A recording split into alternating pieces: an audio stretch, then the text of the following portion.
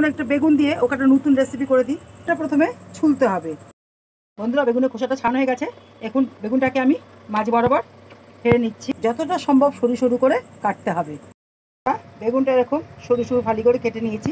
এবার বাটিতে একটু নুন দিয়ে বেগুনটাকে কিছুক্ষণের জন্য ভিজিয়ে রাখতে হবে। বন্ধুরা, এদিকে একটা বাটি নিয়েছি, বাটির মধ্যে দুটো ডিম ফাটিয়ে দেবো। এবার ডিমের মধ্যে একটু পেঁয়াজ কুচি নিয়েছি, একটু রসুন কুচি, একটু আদা কুচি, একটু ধনে পাতা, সামান্য অল্প একটু লবণ দেব। এবার আমি এর মধ্যে অল্প একটু গোলমরিচের গুঁড়ো দেবো আর দেবো একটু ম্যাগি মশলা।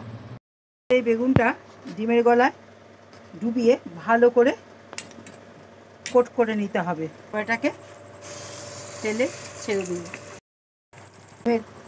আর বেগুনের একটা অসম্ভব সুন্দর রেসিপি। আপনার ভালো লাগলে অবশ্যই চ্যানেলটাকে সাবস্ক্রাইব করুন, আপনি পাশে থাকবেন।